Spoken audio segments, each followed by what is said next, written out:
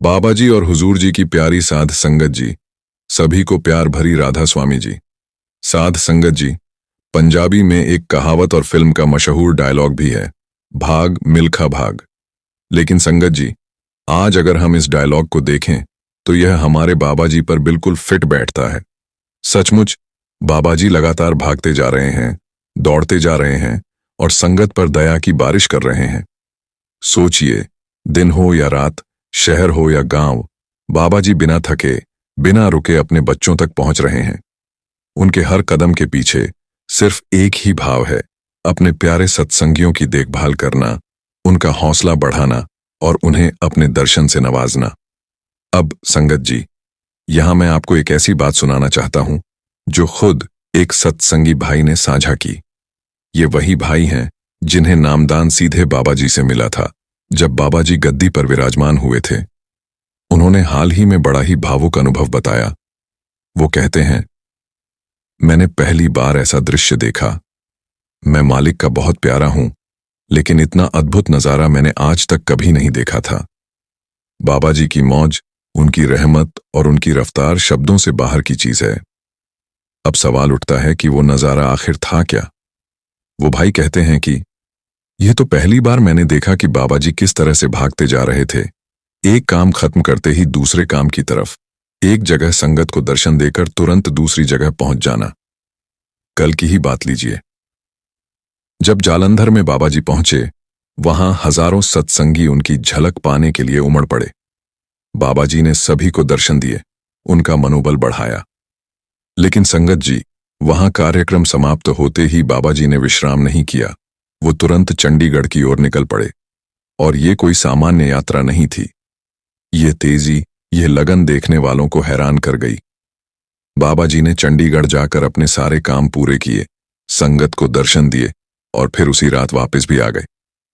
संगत जी, ये सब आज हम आपके साथ विस्तार से साझा करेंगे। और सिर्फ कल का हाल ही नहीं, बल्कि आज सुबह भी क्या क्या हुआ, बाबा जी ने किस तरह फिर से दया की, वो सब भी हम आपके साथ जरूर बांटेंगे। तो भाइयों बहनों, ध्यान से जुड़े रहिए, क्योंकि यह कथा सिर्फ घटनाएं नहीं है, बल्कि इसमें बाबा जी की रहमत और हमारे लिए शिक्षा भी छिपी हुई है। कल शाम को भी हमने आपको बताया था कि बाबा जी किस तरह भाग दौड़ कर रहे हैं। और संगत जी, ये सारी मेहनत, ये सारा दौड़ना सिर्फ और सिर्फ हमारी खातिर ही है। कल सुबह का हाल सुन लीजिए। सुबह 7:45 बजे बाबा जी जालंधर पहुंचे। वहां से शाहकोट गए, फिर उसके बाद लोहियां होते हुए डेरा ब्यास पहुंचे। अब संगत जी, जैसे ही बाबा जी डेरा पहुंचे, वहां ऊपर से फोन आया कि जी हमें आपसे मिलना है। ये मीटिंग क्यों थी, इसका पूरा उद्देश्य तो बाहर कभी भी नहीं बताया जाता, लेकिन थोड़ा बहुत अंदाजा जरूर लगाया जा सकता है। लगभग 1:30-2 बजे बाबा जी डेरा पहुंचे। सच्चे पातशाह कोठी के अंदर गए, थोड़ा सा रिलैक्स हुए और भोजन किया। लेकिन संगत जी, आपको पता ही है कि बाबा जी भोजन भी कितना कम करते हैं। वो मालिक हैं, उन्हें भूख हमारी तरह नहीं लगती। हम तो भूख से व्याकुल हो जाते हैं, लेकिन सद्गुरु तो आधी रोटी से ही संतोष कर लेते हैं। थोड़ी देर आराम करने के बाद करीब 2-2:30 बजे बाबा जी फिर निकल पड़े, इस बार चंडीगढ़ की ओर। संगत जी सोचिए, ब्यास से चंडीगढ़ की दूरी लगभग 200 किलोमीटर है। बाबा जी ने वहां जाकर मीटिंग की और फिर उसी रात वापस लौटे। सिर्फ यही नहीं, कल के पूरे दिन में बाबा जी ने शाहकोट, लोहियां, ब्यास, चंडीगढ़, लुधियाना और जालंधर, इन सब जगहों पर जाकर सेवा की। अगर कुल दूरी जोड़ें तो कल बाबा जी ने लगभग 650 किलोमीटर की यात्रा की। जी हां संगत जी, पूरे 650 किलोमीटर। अब आप ही सोचिए, इतनी लंबी यात्रा, इतना भाग दौड़, और वो भी कार में। इतनी दौड़ धूप बाबा जी ने पहले कभी नहीं की थी। लेकिन क्यों, आखिर किसके लिए? संगत जी, इसका जवाब सीधा है, यह सब हमारी खातिर, संगत की भलाई के लिए। बाबा जी पर कोई जबरदस्ती नहीं होती, कोई उन्हें कंपेल नहीं कर सकता। उनकी अपनी मौज है, उनका अपना प्रेम है, और उस प्रेम की वजह से ही वो हमारी सुध लेने के लिए इतनी मेहनत करते हैं। कल बाबा जी फाजिल्का भी गए थे और वहां की पूरी स्थिति उन्होंने खुद देखी। यही नहीं, शाम को पंजाब के गवर्नर साहिब ने भी बाबा जी को मीटिंग के लिए बुलाया था। शाम 5:30 बजे यह मीटिंग हुई। मीटिंग का उद्देश्य यही था कि पंजाब के लोगों के लिए और बेहतर क्या किया जा सकता है, और डेरा किस किस तरह से सरकार की मदद कर सकता है। संगत जी, ये सब बातें वहीं पर विस्तार से कल की मीटिंग के बाद बाबा जी करीब शाम 6:15 बजे चंडीगढ़ से डेरा ब्यास की ओर रवाना हुए और 6:30 से पौने 7 बजे तक बाबा जी वापस डेरा पहुंच भी गए। मीटिंग बहुत अच्छी रही, वहां की तस्वीरें भी सामने आईं। अब संगत जी, आप सोचिए, बाबा जी अगर इतना भाग रहे हैं, इतनी दौड़ धूप कर रहे हैं, तो वो सिर्फ हमारी खातिर ही कर रहे हैं, क्योंकि जब भी संत महात्मा कृपा करते हैं वो किसी न किसी बहाने से ही कृपा करते हैं। इस बार बहाना बना पंजाब की बाढ़।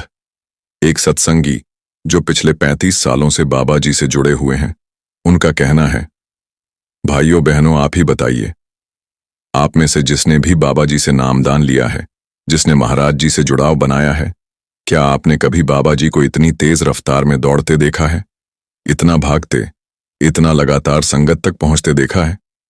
संगत जी, मैंने भी जब से होश संभाला है ऐसा दृश्य पहले कभी नहीं देखा। बाबा जी दर्शन करने जरूर आते हैं, सेवा करते हैं, विजिट करते हैं, लेकिन इस तरह ठा भागना जैसे कोई रुका ही ना हो, ये तो सचमुच मौज ही थी। ये मालिक की दया थी जो निरंतर बरस रही थी। देखो संगत जी, संत महात्मा की नजर साधारण नजर नहीं होती, उनकी दृष्टि सीधी परमात्मा की दृष्टि होती है। वो हमारी मुसीबतों को पहले ही भांप लेते हैं। कौन जाने कल उस इलाके में कितनी बीमारियां फैलनी थीं, कितने रोग आने वाले थे, या संगत पर कौन सा संकट आना था, लेकिन मालिक ने सब अपने सिर पर ले लिया।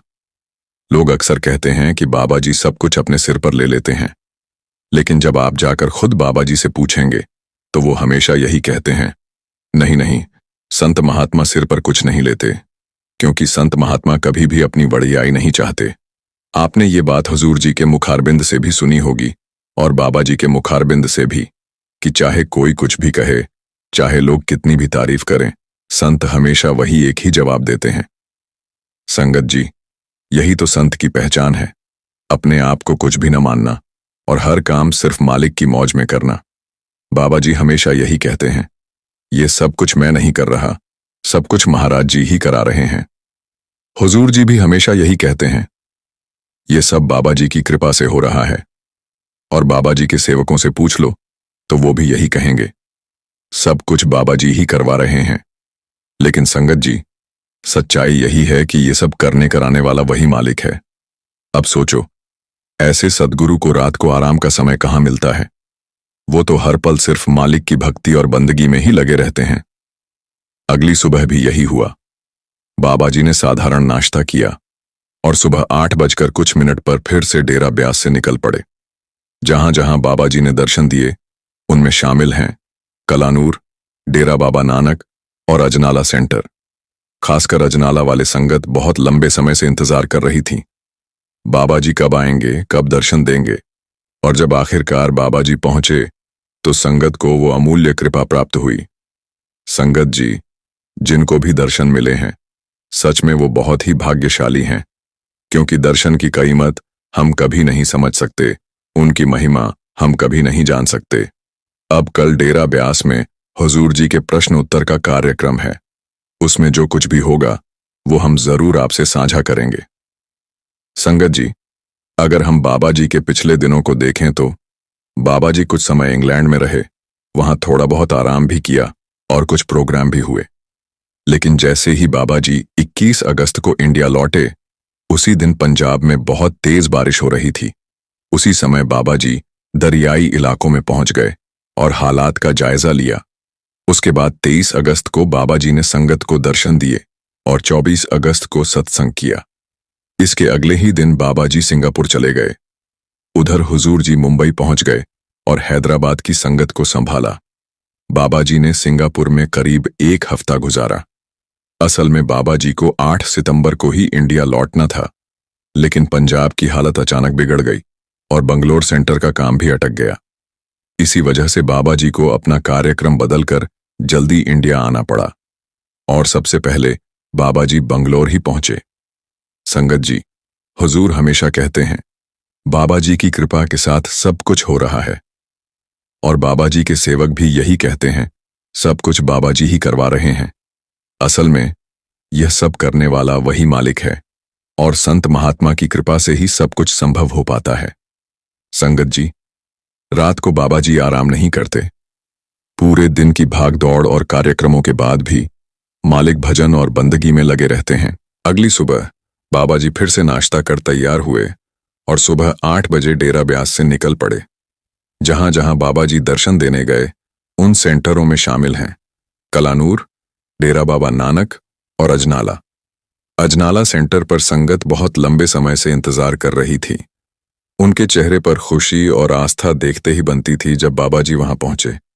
संगत जी, जिनको भी दर्शन मिले उन्हें सच में अमूल्य कृपा मिली, क्योंकि दर्शन की गहराई, उनके अनमोल दया की महिमा हम समझ ही नहीं सकते। अब बाबा जी अमृतसर दौरे पर हैं। कितने कितने सेंटरों में दर्शन दिए, कितने बजे डेरा पहुंचे, इन सब का विवरण हम थोड़ी देर बाद आपसे साझा करेंगे। संगत जी, बाबा जी इंडिया आकर बिल्कुल भी आराम नहीं करते। वो हर जगह दौड़ते हैं। संगत तक पहुंचना उनकी प्राथमिकता है। असल में यही संत का परिचय है। हमें नहीं पता कि हमारे लिए क्या अच्छा है और क्या बुरा, लेकिन सतगुरु की दया से ही सब कुछ होता है। इसी वजह से वाणी में उन्हें दयालु और कृपाल कहकर व्यक्त किया गया है। संगत जी, अब एक और बात। फेसबुक या सोशल मीडिया पर जब बाबा जी की वीडियो आती है तो कुछ लोग गलत टिप्पणी कर देते हैं, लेकिन बाबा जी हमेशा हमें सिखाते हैं किसी पर उंगली नहीं उठानी, किसी को गाली नहीं देनी। सतगुरु हमें सिखाते हैं कि दूसरों की बुराई पर ध्यान देने की बजाय हमें अपने कर्मों और भक्ति पर ध्यान देना चाहिए। देखो संगत जी, कई लोग कहते हैं कि डेरा ब्यास पर कब्जा किया जा रहा है, जमीनें दबाई जा रही हैं, लेकिन सच यही है, डेरा अपने कार्य को करता है, अपने उद्देश्य को पूरा करता है। लोग सोशल मीडिया पर बातें कर सकते हैं, लेकिन वास्तविकता वही है जो बाबा जी और डेरा करते हैं। जमीनें, रजिस्ट्री, सब कुछ नियम और अनुशासन के साथ होता है। संगत जी, कभी कभी लोग एक तरफा बातें फैलाते हैं और फिर सब कहते हैं, देखो डेरा ब्यास पर कब्जा कर लिया गया या बाढ़ आ गई।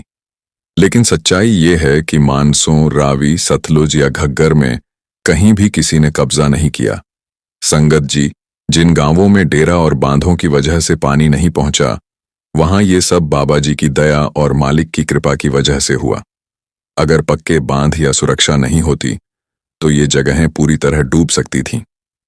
अब संगत जी, बाबा जी कई बार कहते हैं, अगर मालिक हमें 20 अच्छी चीजें दे दें और एक चीज पूरी ना हो तो हम 20 को भी नकार देते हैं। हमारे मन की हालत यही है, हमें मालिक की कृपा ही चाहिए। संगत जी, यही बात फेसबुक या सोशल मीडिया पर भी लागू होती है। अगर कोई उल्टा सीधा कमेंट करता है तो बाबा जी हमेशा हमें सिखाते हैं, बाबा जी की नाराजगी मत लो। संगत जी, पक्का ध्यान रखें, प्यार बाबा जी का बहुत मुश्किल से मिलता है। अगर नाराजगी मिल जाए तो उसका प्यार पाना और भी मुश्किल हो जाता है। जिन्होंने बाबा जी की नाराजगी का अनुभव किया है वो ही जान सकते हैं कि इसका असर कितना गहरा होता है। इसलिए संगत जी, गलती कम से कम करना चाहिए और दूसरों पर उंगली उठाना बिल्कुल नहीं। अगर कोई गाली देता है तो उसे अपने ऊपर छोड़ दो। बाबा जी का काम अपने आप चलता है, हमें उसमें हस्तक्षेप करने की जरूरत नहीं है। संगत जी, बाबा जी से जुड़ी एक और छोटी सी बात। कई बार ऐसा लगता है कि कोई हमारे पास बहुत नजदीक है, लेकिन वो केवल मालिक का बहाना होता है। मालिक चाहे तो किसी को अपने पास बुला ले और उसी रास्ते उसकी सेवा करा ले। जिन्हें मालिक बुलाता है उसे अपने माहौल और समय के अनुसार दया और कृपा प्राप्त होती है। इसलिए संगत जी, हर काम बाबा जी की योजना और मालिक की इच्छा के अनुसार ही होता है। संगत जी, कभी कभी हम सोचते हैं, परमात्मा इतनी कृपा कैसे करता है? हमें तो अपने घर में रोटी कैसे पकानी है, घर का सिस्टम कैसे चलता है, ये भी समझ में नहीं आता। इसीलिए संगत जी, एक ही चीज करनी है, दयावान से दयालुता और कृपा मांगनी। देखो संगत जी, हालात कितने भी बुरे क्यों ना हो, बाबा जग फाता महाजाल गुर प्रसादी के साथ हमें उभारते हैं। सच्चा नाम ही वह प्रकाश है जिसके साथ हम हर कठिनाई से ऊपर उठ सकते हैं। जो कुछ हमारे साथ हो रहा है वो गुरु का प्रसाद है। संगत जी, समझो कि ये प्रसाद ही हमें ऊपर उठाता है और ऊपर उठना ही जीवन का उद्देश्य है, गुरु के प्रकाश और कृपा के साथ पार पाना। इसलिए संगत जी, सच्चा नाम और शब्द का ध्यान रखना बहुत जरूरी है। जब हम सच्चे नाम का पालन करेंगे तभी हम मालिक के सामने उपस्थित हो सकते हैं और उनका धन्यवाद कर सकते हैं। एक और व्लॉग में हम आपको शाम को विस्तार से बताएंगे बाबा जी कहाँ गए, कितनी देर रुके, किन किन घरों में गए। सारी जानकारी हम आपको शाम के करीब 4:30 बजे देंगे। बाबा जी की प्यारी साध संगत जी, सभी को प्यार भरी राधा स्वामी जी। साध संगत जी, मनुष्य चाहे कितना भी प्रयास क्यों न कर ले, कितना भी प्रयत्न क्यों न कर ले, उसे अपने कर्मों का फल तो भोगना ही पड़ता है। चाहे मनुष्य कितना ही प्रयत्न कर ले, लेकिन वह कभी अपने कर्मों से बच नहीं सकता। जैसी करनी वैसी भरनी, यह वाक्य तो आपने सुना ही होगा। अर्थात जैसे आप कर्म करोगे वैसा ही आपको फल भी प्राप्त होगा। लेकिन मेरा एक प्रश्न है, क्या आप इस बात पर यकीन करते हैं कि जैसा आप कर्म करें वैसा ही आपको फल भी मिलेगा? अब आप में से अधिकतर लोगों के मन में यह प्रश्न जरूर उठ रहा होगा, क्योंकि इसमें पूछने वाली बात क्या है? यह तो सत्य ही है कि जैसे हम कर्म करेंगे वैसा ही हमें फल भी मिलेगा। लेकिन एक बार के लिए आंखें बंद करके अपने आप से यह प्रश्न कीजिए। देखिएगा कि आपको इस प्रश्न का उत्तर स्पष्टता से नहीं मिल पाएगा। कहीं न कहीं आपके मन में एक संशय जरूर होगा कि क्या यह बात सच है या झूठ। दोस्तों, आज इस कहानी से हम समझेंगे कर्मों का खेल। आखिर अच्छे कर्मों का फल अच्छा और बुरे कर्मों का फल बुरा कैसे होता है। बहुत समय पहले की बात है। किसी गांव में एक बहुत ही ज्ञानी पंडित रहता था। एक दिन वह अपने बचपन के दोस्त से मिलने के लिए दूसरे गांव में जा रहा था। उसका वह दोस्त बचपन से ही गूंगा और एक पैर से अपाहिज था। उस पंडित के गांव से उसके दोस्त का घर काफी दूर था। वहां जाने आने के लिए बीच बीच में कई सारे छोटे छोटे गांव पड़ी डहते थे। पंडित रास्ते में अपनी धुन में चला जा रहा था। चलते चलते उसकी मुलाकात एक व्यक्ति से होती है। रास्ते में उसे एक आदमी मिलता है जो ऐसा लगता था कि वह किसी का इंतजार कर रहा था, और वह भी पंडित के साथ चलने लगता है। उस आदमी को देखकर पंडित बहुत खुश हो जाता है। उसने सोचा, चलो अच्छा हुआ, साथ साथ चलने से उसका सफर आसानी से कट जाएगा। बात की शुरुआत करने के लिए उस पंडित ने उस व्यक्ति से उसका नाम पूछा, तो उसने अपना नाम धर्मराज बताया। पंडित को यह नाम कुछ अजीब सा लगता है, लेकिन उसने नाम के विषय में कुछ और पूछना उचित नहीं समझा। दोनों धीरे धीरे साथ में चल रहे थे। तभी रास्ते में एक गांव आता है। गांव का प्रवेश द्वार आते ही धर्मराज ने पंडित से कहा, तुम आगे चलो, मुझे इस गांव में एक काम है, मैं तुमसे आगे मिलता हूं। पंडित ने कहा, ठीक है। वह आगे रास्ते में चल देता है। कुछ देर बाद उस गांव में खबर फैली कि एक व्यक्ति को सांड ने अपनी सींग में फंसाकर मार दिया है। जैसे ही सांड ने उस व्यक्ति को मारा, ठीक कुछ ही देर में धर्मराज पंडित के पास आ गया और फिर दोनों चलना शुरू कर देते हैं और चलते चलते एक दूसरे गांव के द्वार पर पहुंच जाते हैं। उस गांव के बाहर एक बड़ा और विशाल मंदिर बना हुआ था। वहां पर आराम करने की सुविधा काफी बढ़िया लग रही थी। पंडित के दोस्त का घर अभी वहां से बहुत दूर था और रात भी होने वाली थी। तो पंडित ने धर्मराज से कहा, रात होने वाली है, पूरे दिन चलते चलते थक भी चुके हैं और भूख भी लग रही है, तो यहाँ पर भोजन करके यहीं पर हम विश्राम कर लेते हैं, फिर सुबह के समय आराम से आगे की यात्रा जारी करेंगे।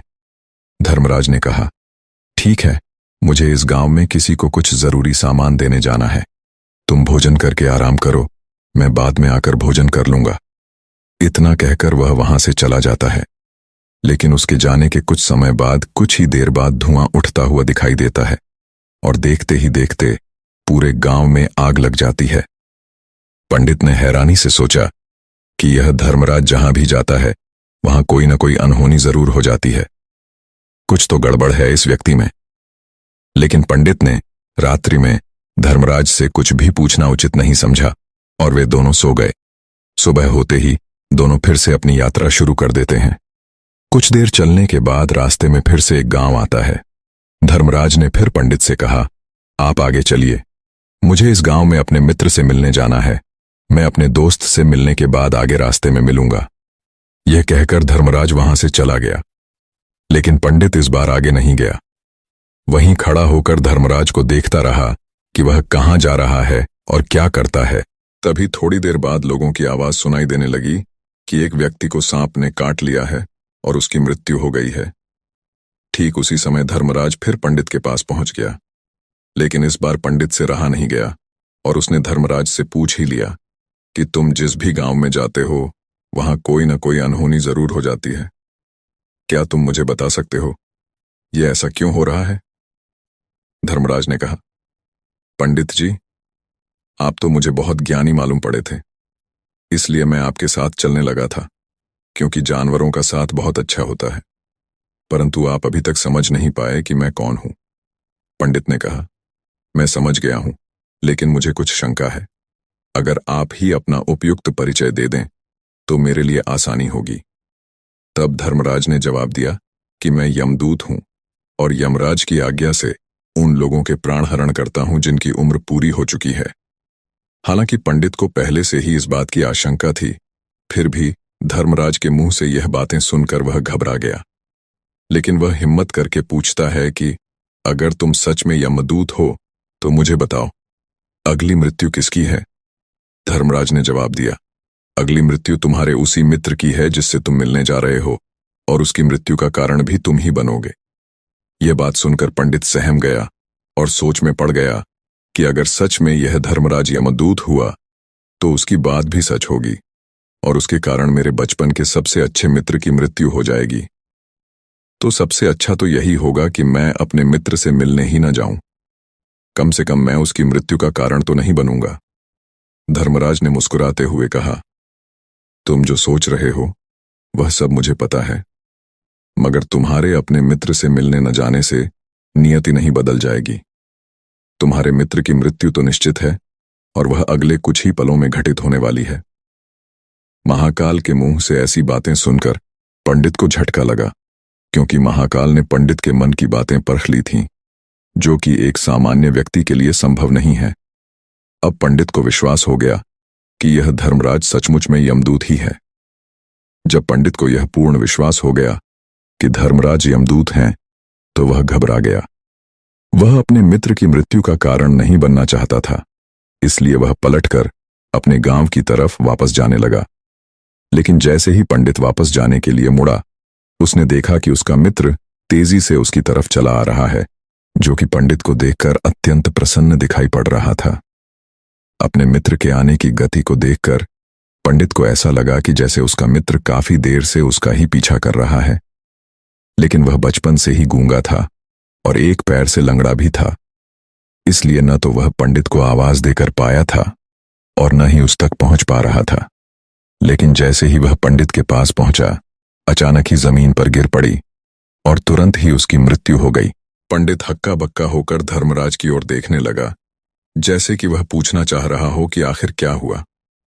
धर्मराज पंडित के मन में उठ रहे प्रश्नों को समझ गया और बोला, तुम्हारे मित्र ने पिछले गांव में ही तुम्हें देख लिया था और वे वहीं से ही तुम्हारा पीछा कर रहा था, लेकिन गूंगा और लंगड़ा होने की वजह से वह तुम तक नहीं पहुंच पाया।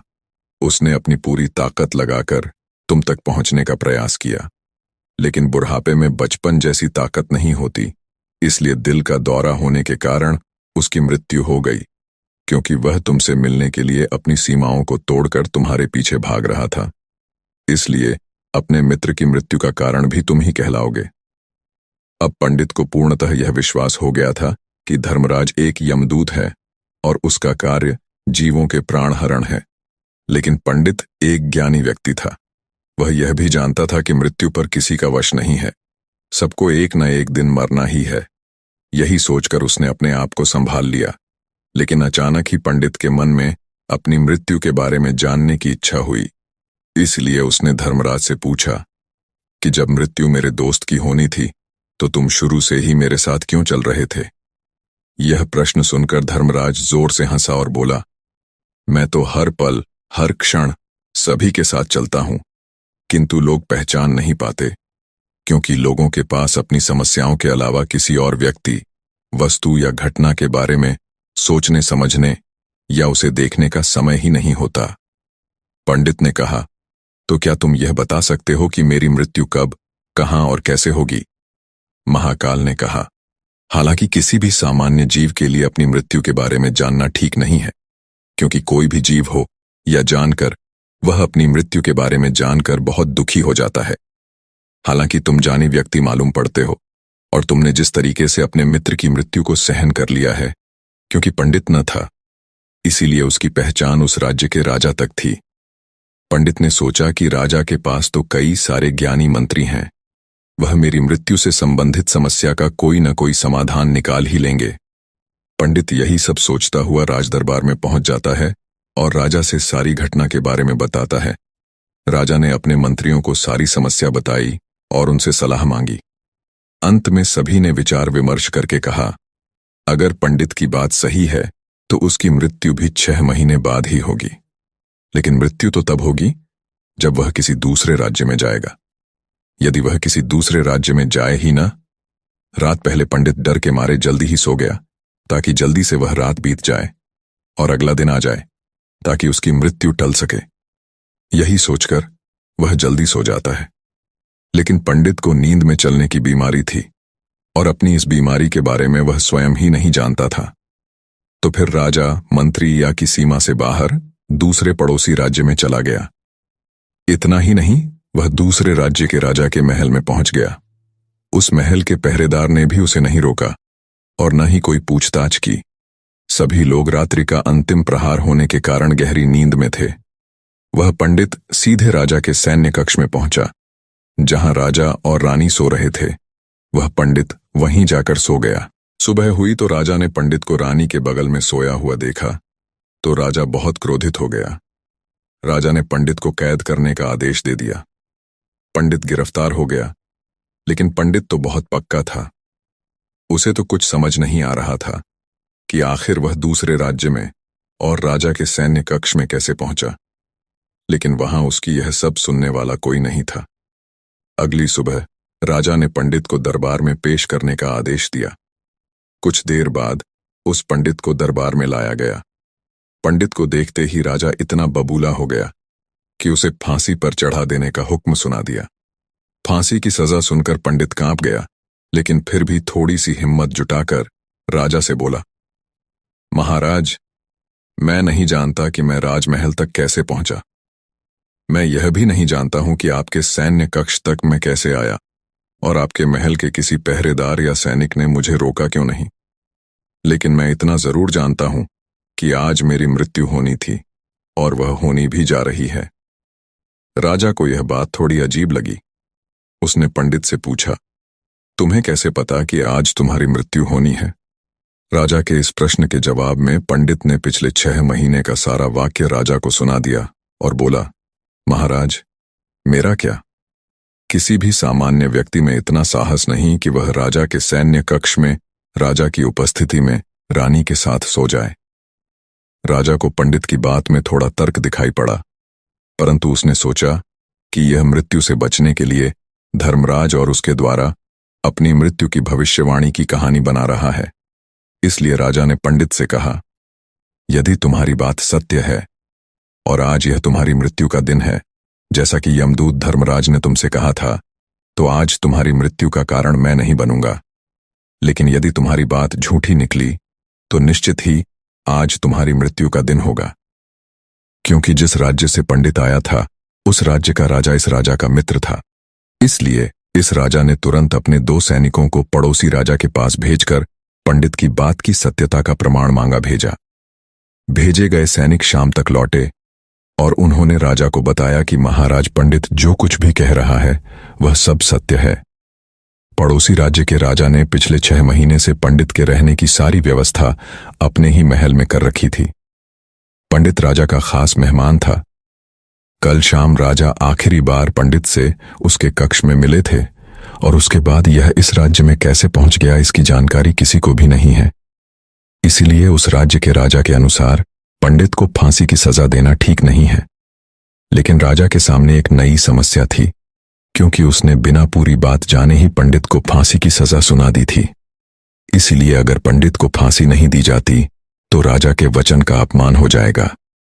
लेकिन अगर राजा की बात का मान रखा जाए तो बेवजह ही एक निर्दोष व्यक्ति की मौत हो जाएगी। राजा ने अपने सभी मंत्रियों से इस बारे में सुझाव मांगा तो मंत्रियों ने राजा को सुझाव दिया कि महाराज पंडित को एक कच्चे सूत के धागे से फांसी लगवा दी जाए। इससे आपके कथन का भी मान रह जाएगा और कच्चे सूत के धागे से पंडित को फांसी भी नहीं लगेगी और उसके प्राण भी बच जाएंगे। राजा को मंत्रियों का यह सुझाव पसंद आया और उसने ऐसा ही करने का आदेश दे दिया। पंडित के लिए कच्चे सूत के धागे से फांसी का फंदा बनाया गया और नियम के अनुसार पंडित को फांसी पर चढ़ाया जाने लगा। सभी लोग बहुत खुश थे कि न तो पंडित मरेगा और न ही राजा का वचन खाली जाएगा। पंडित को भी पूर्ण विश्वास था, यह सूत के धागे से तो उसकी मृत्यु हो ही नहीं सकती। पंडित उस पर चढ़ने के लिए तैयार हो गया, जैसा कि धर्मराज ने भविष्यवाणी की थी कि तुम खुद ही अपनी फांसी को स्वीकार करोगे। लेकिन जैसे ही पंडित को फांसी दी गई, सूत का धागा तो टूट गया, लेकिन टूटने से पहले उसने अपना काम कर दिया था। पंडित के गले की एक नस सूत के धागे के झटके से कट चुकी थी और पंडित जमीन पर पड़ा तड़प रहा था। उस पल उसके गले से खून की फुहार निकल रही थी और देखते ही देखते पंडित का शरीर पूरी तरह से शांत हो गया। सभी लोग आश्चर्यचकित थे और पंडित को मरता हुआ देख रहे थे। किसी को विश्वास नहीं हो रहा था कि कच्चे सूत के धागे से भी किसी इंसान की मृत्यु हो सकती है। लेकिन घटना तो घट चुकी थी। नियति ने अपना काम कर दिया था और धर्मराज की भविष्यवाणी सच हो चुकी थी। दोस्तों, श्रीमद् भागवत गीता में भगवान श्री कृष्ण ने कहा है, जो होना होता है वह होकर ही रहता है। हम चाहे कितनी ही सावधानी बरतें, कितना ही उपाय कर लें, लेकिन घटना और घटना की पूरी प्रणाली पहले से ही तय होती है, जिसे हम थोड़ा सा भी इधर उधर नहीं कर सकते। दोस्तों, शायद इसीलिए ईश्वर ने हमें भविष्य जानने की क्षमता नहीं दी है, ताकि हम अपने जीवन को ज्यादा बेहतर तरीके से जी सके। और यही बात उस पंडित पर भी लागू होती है। अगर पंडित ने महाकाल से अपनी मृत्यु के बारे में न पूछा होता तो 6 महीने तक राजा के महल में कैद रहकर डर डर कर जीने की बजाय ज्यादा बेहतर जीवन जीता। दोस्तों, आपने आज के इस वीडियो से क्या सीखा, वह मुझे आप कमेंट में बता सकते हैं।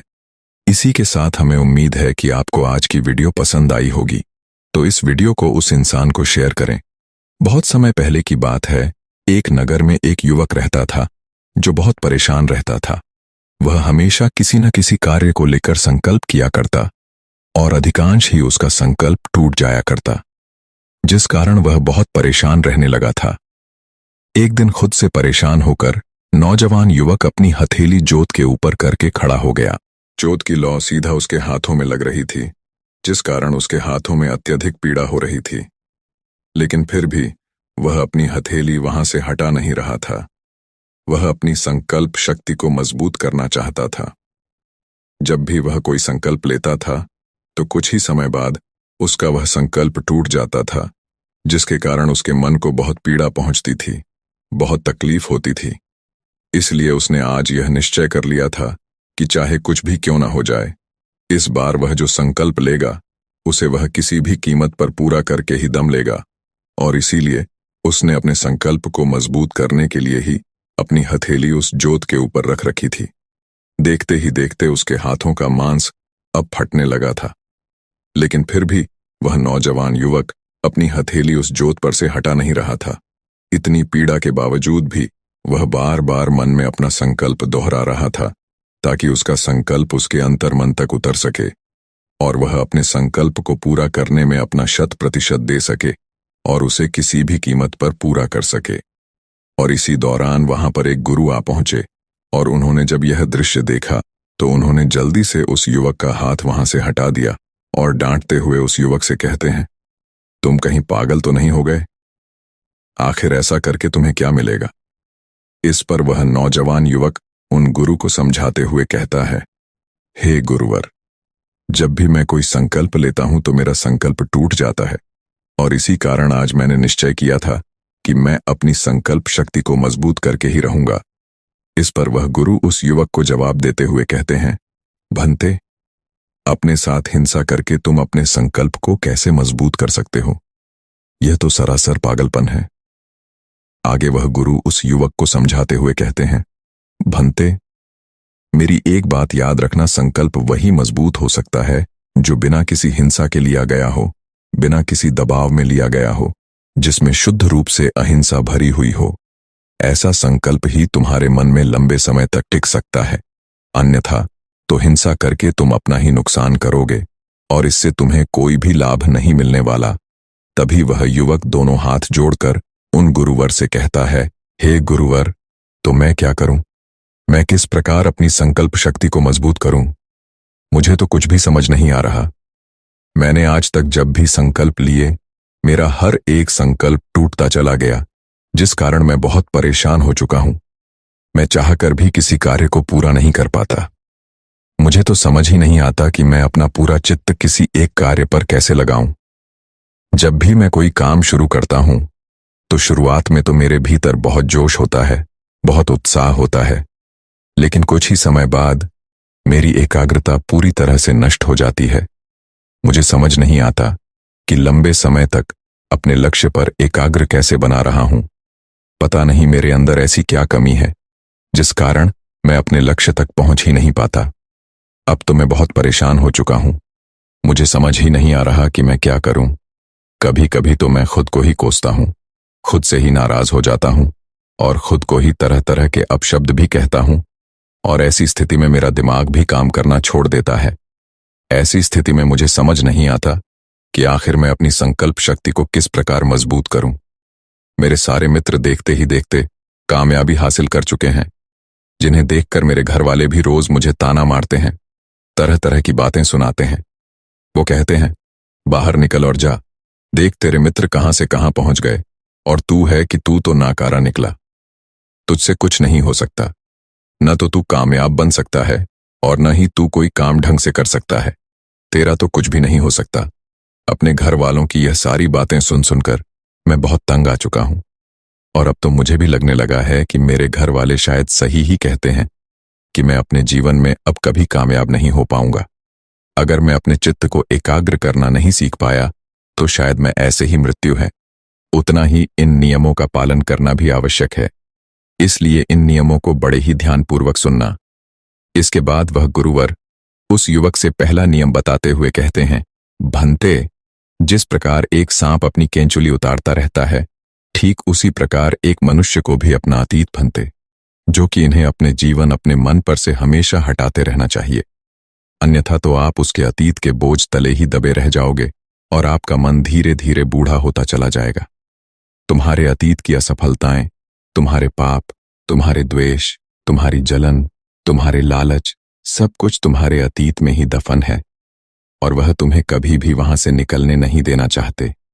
इसलिए उस अतीत को अपने मन से निकाल फेंको, तभी तुम्हारा मन हल्का हो पाएगा और तुम कुछ नया सोच और समझ पाओ। आगे गुरुवर दूसरा नियम बताते हुए कहते हैं, तुम्हारा शरीर ही तुम्हारी सबसे बड़ी संपत्ति है। अगर इस बात को तुम दिमाग में बैठा लोगे तो तुम अपने शरीर के साथ कभी भी खिलवाड़ नहीं करोगे। महात्मा बुद्ध के जीवन की एक अद्भुत घटना के बारे में गुरुवर बताते हुए कहते हैं, भंते, एक बार महात्मा बुद्ध जब ध्यान के प्रताप के लिए इधर उधर भटक रहे थे, तो एक गुरु ने उन्हें उपवास करने की सलाह दी, और महात्मा बुद्ध अपने गुरुओं की सभी बातों का पालन किया करते थे, और जो भी बातें वह मानते थे उसे पूरे तन और मन से अपनाते थे। वह कभी भी कोई कार्य अधूरा नहीं करते थे, उसे पूरा करके ही दम लेते थे। इसलिए उन्होंने उपवास के नियम को अपने जीवन का एक बहुत बड़ा हिस्सा बना लिया। लेकिन उपवास करते करते धीरे धीरे समय के साथ उनका शरीर बहुत कमजोर होने लगा था। उनकी अस्थियां साफ साफ नजर आने लगी थीं। उनका शरीर एकदम दुबला पतला सा हो गया था, और एक दिन जब बुद्ध नदी पर नहाने के लिए गए थे, तो नहाते नहाते अचानक वह वहीं पर बेहोश हो गए, और उन्हें इस अवस्था में एक स्त्री ने देखा। वह स्त्री नदी पर पानी भरने के लिए आई थी, और जब उन्होंने महात्मा बुद्ध को इस हालत में देखा तो वह उन्हें किनारे पर लाई, और उन्हें होश में लाकर वह उन्हें समझाते हुए कहती है, महाराज, जब आप यहां पर आए थे तो आपके चेहरे पर एक अलग ही तेज था, अलग ही प्रकाश था, एक गरिमा थी, एक राजकुमार जैसा चेहरा था। लेकिन न जाने क्यों आप ऐसी कौन सी तपस्या कर रहे हैं जिससे आप इतने कमजोर होते जा रहे हैं, और आपका शरीर इतना दुबला पतला होता जा रहा है, और अब तो आपके चेहरे पर वह तेज भी नहीं रहा। आखिर ऐसा क्या खोज रहे हैं आप, और ऐसी खोज का क्या मतलब? जब आपका शरीर जिंदा नहीं रहेगा तो आपको भला सत्य की अनुभूति कौन कराएगा? और आप तो इसी को खत्म करने पर तुले हुए हैं। फिर भला यह कैसी बुद्धिमानी? मैं आपसे क्षमा चाहती हूं। लेकिन आप ही बताएं महाराज, जब आपका शरीर ही नहीं रहेगा तो आप उस तपस्या के फल को पाकर क्या कर लेंगे?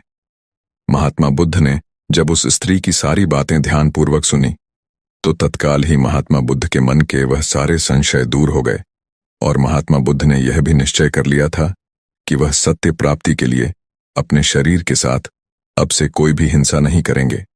जी हां, आप लोगों ने बिल्कुल ठीक सुना। अहिंसा केवल दूसरों के साथ नहीं, बल्कि हम खुद के साथ भी करते हैं। खुद को तकलीफ देते हैं, खुद को परेशान करते हैं। खुद को प्रचारक की हिंसा ही तो है। इसीलिए जिस प्रकार हम दूसरों के जीवन के प्रति अहिंसा का भाव रखते हैं, ठीक उसी प्रकार हमें अपने शरीर के साथ भी अहिंसा का भाव ही रखना चाहिए। उसकी पूरी देखभाल करनी चाहिए। आखिर वही तो हमारी सबसे बड़ी संपत्ति है। गुरुवर उस युवक को तीसरा नियम बताते हुए कहते हैं, भनते चांद, सूरज और सत्य ये ज्यादा दिन तक छुपे नहीं रह सकते, इसलिए हमेशा सच बोलो। झूठ का सहारा कभी भी मत लेना। सिर्फ सत्य बोलो, क्योंकि यह छोटी सी आदत आपके जीवन में बहुत बड़ा बदलाव लाती है। इसके बारे में आप खुद भी नहीं जानते, किंतु यदि आप इस आदत को अपनाएंगे, इसे आजमाएं, तो आपको खुद ब खुद आकर लोग बेवजह ही झूठ बोलते रहते हैं, जैसे उनकी आदत सी हो गई है, और वह हर बात पर आपको झूठा ही जवाब देंगे। जहां उन्हें झूठ बोलने की भी आवश्यकता नहीं होती, वहां पर भी वह झूठ ही कहते हैं, और इसी कारण वह अपने जीवन में कभी आगे नहीं बढ़ पाते। क्योंकि जहां पर उन्हें अपने आप से सत्य कहने की आवश्यकता होती है, वहां पर भी वह अपने आप से झूठ ही कहते हैं। लेकिन वहीं पर एक बार किसी इंसान को सत्य बोलने की आदत लग गई, तो इसका मतलब यह होगा कि वह अपने आप से कभी झूठ नहीं बोल पाएगा। और जब हम खुद से ही सत्य बोलने लगेंगे तो हमें किसी के होने से कोई फर्क नहीं पड़ने वाला, क्योंकि हम खुद ही सत्य जानते हैं और हम खुद से ही सत्य बोलते हैं। लेकिन इंसान खुद से सत्य तब बोल पाएगा जब वह दूसरों से सत्य बोलेगा, जब वह इसकी आदत डालेगा। क्योंकि हम में से अधिकांश लोग अक्सर दूसरों के सामने झूठ ही बोलते हैं, तो वह खुद से सच बोलने की उम्मीद कैसे रख सकते हैं? सत्य बोलना आपके भीतर निर्मलता लाता है। आपका मन साफ और स्पष्ट हो जाता है। आपके मन में किसी प्रकार का तनाव नहीं रहता और आप चिंता मुक्त हो जाते हैं, जिससे आप कई और पहलुओं पर विचार कर सकते हैं। आगे वह गुरुवर उस युवक को अगला नियम बताते हुए कहते हैं, भंते, गधों की भीड़ में चलने से अच्छा है कि घोड़ा अकेले ही चलें। अगर तुम्हें अपनी आध्यात्मिक उन्नति के लिए कोई साथी नहीं मिल रहा, कोई संगति नहीं मिल रही, तो तुम अकेले रहना सीखो। बेवकूफ की संगति में पड़े रहने से अच्छा है कि तुम खुद के लिए कदम उठाओ। खुद को जानो, खुद को पहचानो, क्योंकि यदि तुम उन बेवकूफ की संगत में रहोगे तो वे लोग तुम्हारा केवल फायदा ही उठाने वाले हैं। वह तुम्हें धोखा देंगे, तुम्हें तकलीफ देंगे, जिससे तुम्हारे अंतर्मन को भी एक गहरी पीड़ा पहुंचेगी, जिस कारण तुम्हारा अंतर्मन कभी किसी पर विश्वास नहीं कर पाएगा। और जब तुम्हारा अंतर्मन किसी पर विश्वास नहीं कर पाए, तब तुम खुद पर विश्वास कैसे कर पाओगे? और इन सब का कारण होता है हमारी गलत संगति। क्योंकि हम अधिकांश ही ऐसे लोगों के साथ रहना पसंद करते हैं जिन्हें मौज मस्ती करना अच्छी लगती है, जिन्हें अपना समय बर्बाद करना अच्छा लगता है। जो लोग लक्ष्य पर नहीं बल्कि बेफिजूल की बातें करते हैं, बेफिजूल के कामों पर ध्यान देते हैं। इससे अच्छा है तुम अकेले रहो, खुद के बारे में सोचो, कुछ बड़ा सोचो। अकेले रहने की इस ताकत को पहचानो, क्योंकि यहां पर अपना कोई नहीं होता। आगे गुरुवर उस युवक को अगला नियम बताते हुए कहते हैं, मन से जो तुम्हारे पास पहले से ही है उसकी कद्र करना सीखो।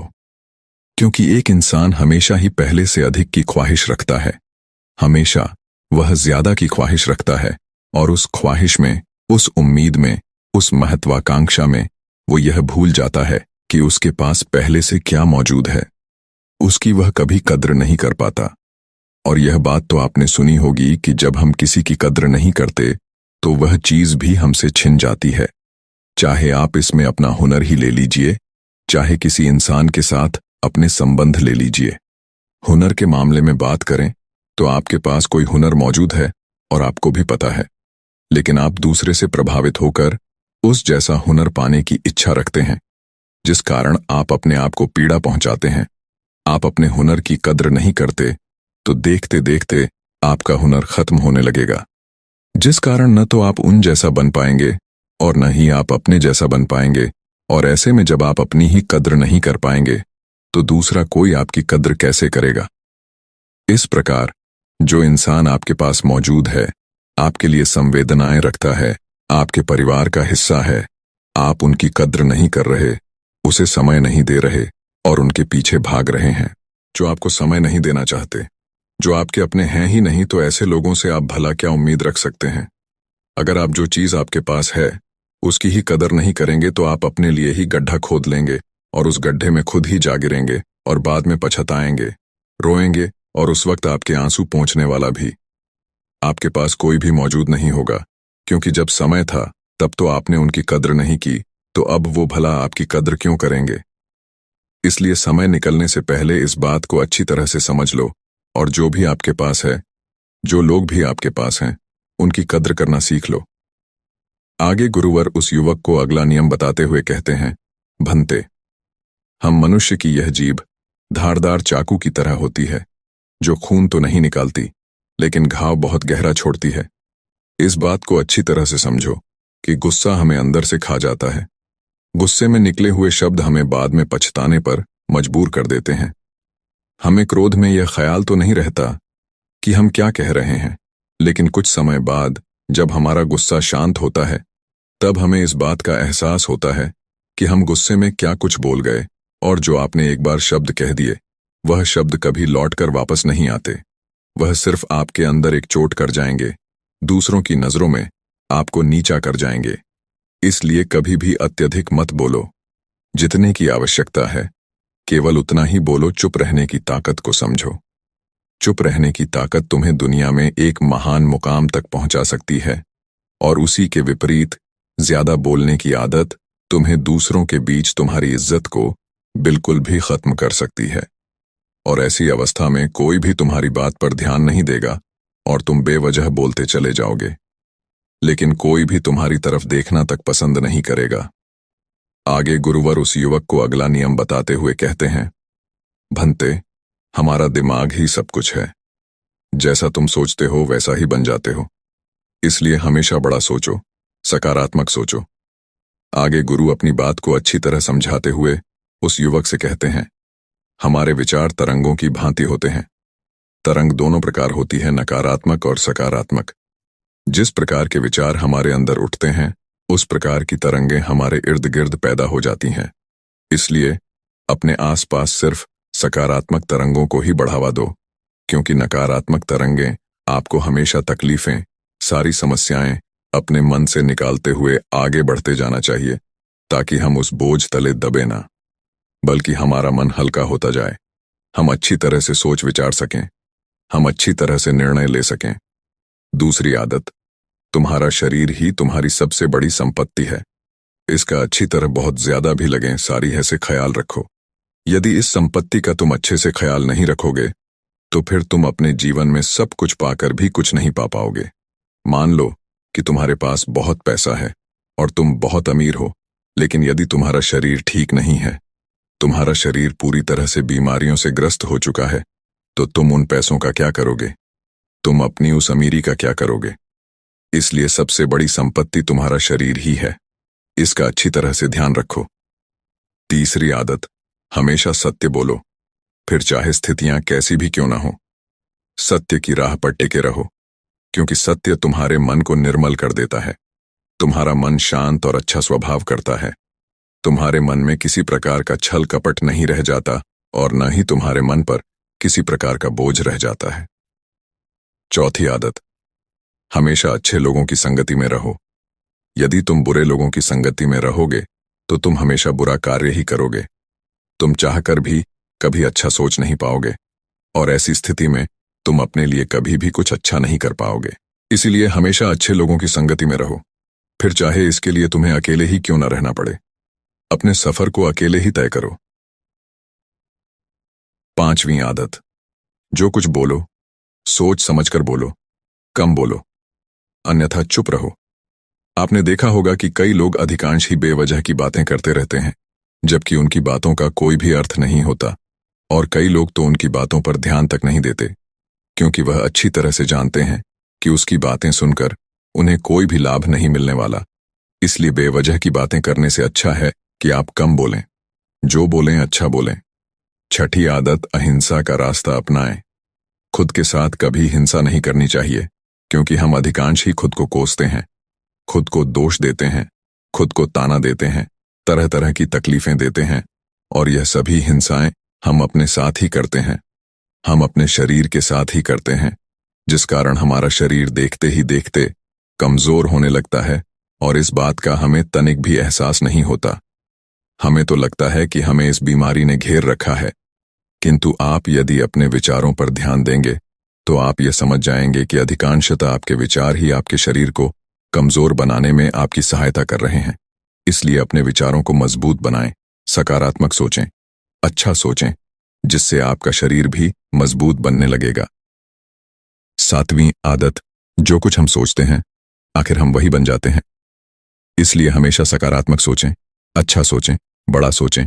इतना कहकर गुरुवर उस युवक से कहते हैं, मनते, यदि तुमने यह 7 आदत अपने जीवन में उतार ली तो तुम पूरी तरह से बदल जाओगे। तुम्हारी एकाग्रता अपने आप ही बढ़ती चली जाएगी। यदि तुम निरंतर ध्यान के साथ इन सभी नियमों का पालन करते हो, इन सभी नियमों को अपने जीवन में उतारते हो, तो तुम अपने जीवन में अवश्य ही सफलता प्राप्त कर पाओगे। फिर चाहे वह लक्ष्य कितना भी बड़ा क्यों ना हो, कितना भी कठिन क्यों ना हो, तुम उस तक अवश्य ही पहुंचोगे। इतना कहकर वह गुरुवर शांत हो गए, और वह युवक अच्छी तरह समझ चुका था कि वह अपने जीवन में क्या गलतियां कर रहा था। उस युवक ने दोनों हाथ जोड़कर उन गुरुवर का धन्यवाद किया और वहां से अपने घर चला गया। दोस्तों, हम में से हर कोई अपने जीवन में खूब मेहनत और लगन के साथ काम करता है।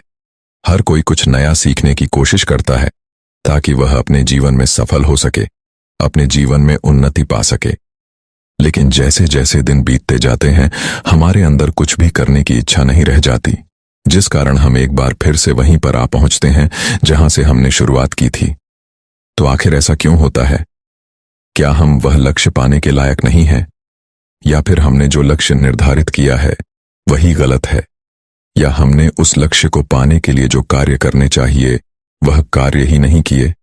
अर्थात जिस दिशा में हमें आगे बढ़ना चाहिए था, हम उस दिशा में आगे न बढ़ करके किसी और दिशा में जा रहे हैं। आखिर इन सब का क्या कारण है और हम अपने लक्ष्य तक क्यों नहीं पहुंच पा रहे? तो आज की जो बहुत कहानी मैं आपको सुनाने जा रहा हूं, इस कहानी के माध्यम से आप यह समझ पाएंगे कि आखिर क्यों हम में से अधिकांश लोग अपने लक्ष्य को पाने में असफल हो जाते हैं, और केवल कुछ लोग ही अपने लक्ष्य को बड़ी सरलता और सहजता से पा लेते हैं। एक समय की बात है, एक बौद्ध भिक्षु अपने कुछ शिष्यों के साथ एक आश्रम में रहा करते थे। उनके साथ उनके कई शिष्य भी वहां पर रहते थे, और उन सभी शिष्यों में से एक शिष्य बहुत बुद्धिमान था, जो बाकी शिष्यों से हमेशा आगे रहता, और बाकी शिष्य भी उस होनहार शिष्य की तारीफ किया करते, वो उसके बारे में बातें किया करते। एक दिन उस आश्रम में एक नया शिष्य आया, और वह भी बाकी शिष्यों की तरह धीरे धीरे ध्यान, तीरंदाजी और लेखन कला सीखने लगा। और ऐसे ही करीब 3 महीने बीत गए। 3 महीनों के बाद अचानक एक दिन वह बौद्ध भिक्षु अपने सभी शिष्यों से आकर कहते हैं, अगले 3 दिनों के बाद आप सभी की लेखन कला और तीरंदाजी की प्रतियोगिता रखी गई है। इस प्रतियोगिता में जो भी सबसे अच्छा प्रदर्शन करेगा वह बाकी सबका नायक होगा, और सभी को उसका न करना होगा, सभी को उसके आदेशों का पालन करना होगा। इतना कहकर वह बौद्ध भिक्षु वहां से चले गए। उन बौद्ध भिक्षुओं की यह बात सुनने के बाद सभी शिष्य अपनी तैयारी में जुट गए। हर कोई अपने आप को बेहतर दिखाना चाहता था, हर कोई एक दूसरे से बेहतर बनना चाहता था।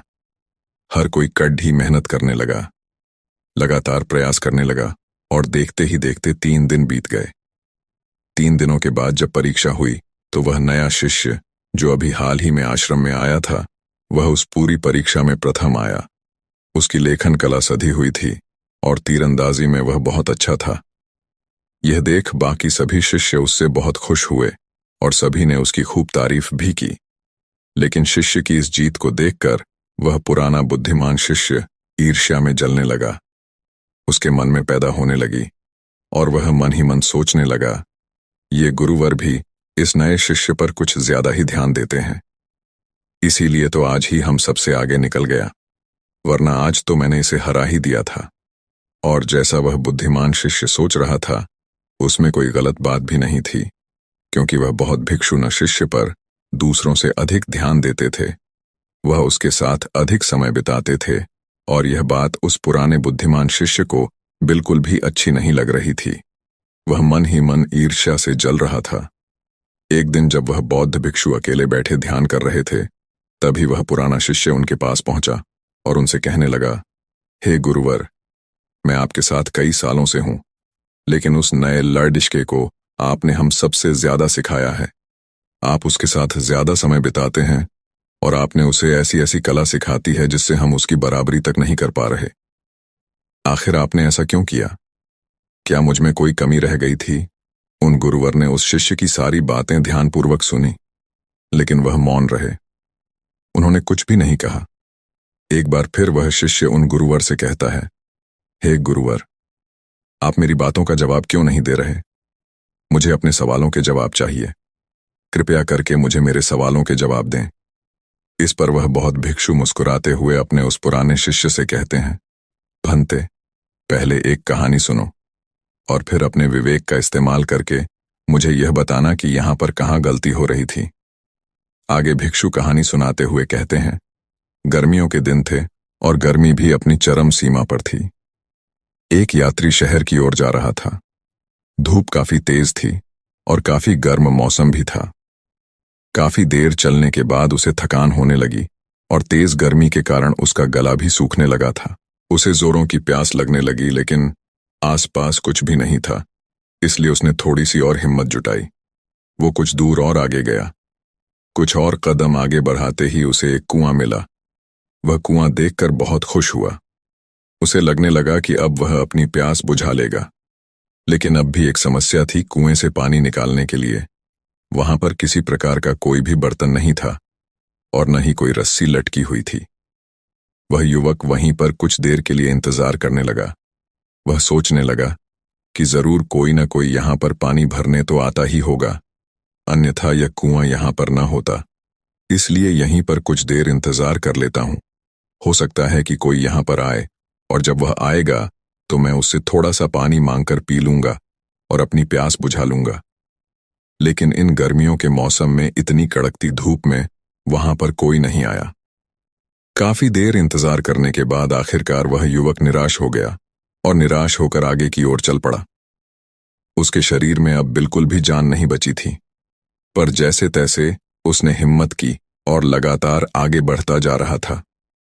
कुछ मिनटों का सफर करने के बाद उसे रास्ते में एक और कुआं मिला, और यहां पर भी कोई भी बर्तन नहीं था और न ही कोई रस्सी लटकी हुई थी। उस युवक ने आसपास देखा, इधर उधर नजर घुमाई, लेकिन उसे कोई भी नहीं दिखा। वह युवक अब सोच में पड़ गया कि मैं क्या करूं? आखिर मैं इस कुएं से पानी कैसे निकालूं? मेरे पास तो कोई बर्तन भी नहीं है। आखिर मैं पानी कैसे पीऊं? मेरा गला पूरी तरह से सूख चुका है, और मुझे यदि कुछ देर तक पानी न मिला तो हो सकता है कि मेरी मृत्यु हो जाए। वह युवक यहां वहां देखने लगा। तभी अचानक झाड़ियों में उसे एक मटका नजर आया जो टूटा हुआ था। उस युवक ने तुरंत ही वह मटका उठाया और वह कुएं के पास आया, और उस युवक ने देखा तो पानी अब भी काफी नीचे था। एक बार फिर उस युवक ने नजर दौड़ाई। यहां वहां देखा तो उसे पानी में लंबे लंबे घास नजर आए। उस युवक ने उन लंबी घास में से कुछ घास काट ली और उसकी रस्सी बनाकर कुएं से पानी निकाला, और वह पानी पीकर तृप्त हो गया।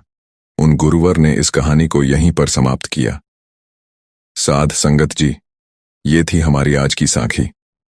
अगर आपको ये दोनों साखी अच्छी लगी हो तो हमारे चैनल को सब्सक्राइब जरूर कर लेना और बेल आइकन को प्रेस कर लेना, ताकि हम जो भी नई वीडियो डालें सबसे पहले आप तक पहुंच सके। राधा स्वामी जी।